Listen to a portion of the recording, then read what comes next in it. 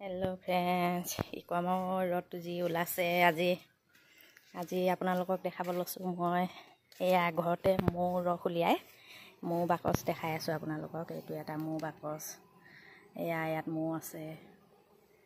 ৰাণীয়ে বাকচত অকলে এজনীয়ে থাকে। দুজন তিনিজনী হ'লে কাজিয়া লাগি মানে উৰি গুচি যায়গৈ। এতিয়া এটা বাকচ উৰি গ'ল। আজি ধৰিব, আপোনালোকক দেখাম কি ধৰণে। কেইটা বাকচ আছে দেখাছোঁ। এইটো হ'ল এটা, আৰু ইয়াত এটা আছে। ওচৰত থ'ব নোৱাৰে, কাজিয়া লাগে, দূৰৈত চব ভাগে ভাগে থৈছে। এইটো এটা, এইটো ধৰি দুটা হৈছে, আৰু এইটো ধৰি হ'ল তিনিটা। এইটো এটা, তিনিটা বাৰীতে ৰাখিছে। আৰু এটা আছে, এইটো এটা, এইটো হ'ল চাৰিটা। এইটো এটা, এয়া মৌবোৰ গৰমত একদম গেটত পহৰা দিছে। আৰু এটা আছে, এইটো ধৰি পাঁচটা। ইয়াতে আছে, এয়া পাঁচটা। আৰু এটা আছে, দেখামগৈ আপোনালোকক। আৰু এইটো এটা, পিছফালে এটা, ছটা। এয়া ছটাই আছে বাকচ। ছটা ঘৰতে মানুহজনে ৰস উলিয়াই, মধুৰস। এতিয়া আপোনালোকক দেখাম মৌজনীয়ে উৰি গৈ ক'ত গছৰ ডালত বহি পৰি আছে। এতিয়া ধৰিব কি ধৰণে, আপোনালোকক দেখাই আছোঁ। এয়া গছৰ ডালতে পৰিলেহি। এটা বাকচত এজনীয়ে ৰাণী থাকে। দুজনী তিনিজনী হ'লে কাজিয়া লাগি এনেকৈ গছৰ ডালত আহি পৰি যায়হি। এয়া এতিয়া মেইন ৰাণীজনী ধৰি বাকচত ভৰাই দিব। বাকীবোৰ নিজে নিজে সোমাই যাব বাকচত। এতিয়া চাব কি ধৰণে বাকচত কেনেকৈ হাতে ধৰি ভৰাই দিব। এয়া কেনেকৈ হাতে ধৰি কেনে ভৰাই দিছে।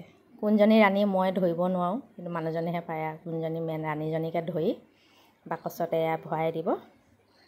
তাৰপিছত ভৰাই বাকচটোত অলপ ৰাণীজনী বন্ধ কৰি ৰাখি দিব। বাকীখিনি নিজে নিজে সোমাই যাব।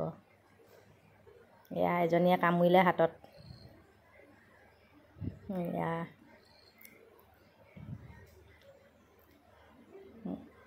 এইখিনি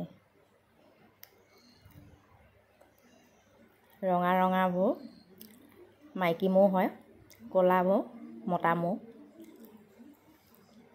কিন্তু মেইন ৰাণীজনী কেনেকুৱা মই এতিয়াও চোৱাগৈ নাই বাৰু।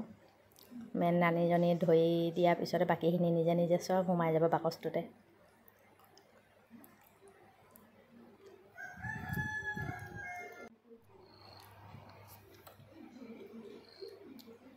এয়া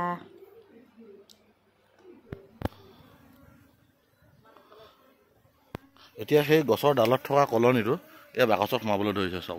চাব পাৰিছে, বাকচত মৌবোৰে নিজে নিজে সোমাবলৈ ধৰিছে।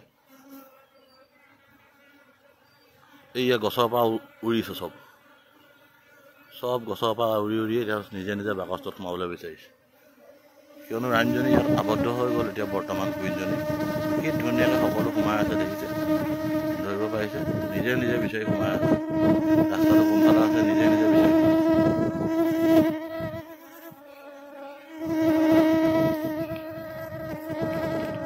কলনীটো অলপ খঙাল আছিল, কিন্তু আচলতে এইটো বাকচটো হ'ল ইণ্ডিয়ান বি কলনী নহয়, এইটো এপিছ মেলিফেৰা, ইটালিয়ান বি কলনীৰ হয়। এতিয়া যিহেতু ইণ্ডিকা বি কলনী নাই, গতিকে এপিছ মেলিফেৰা বি কলনীতে বি হাইভতে ভৰাই থৈছোঁ। কি ধুনীয়াকৈ সোমাইছে, গছৰ পৰা চব উৰি আছে।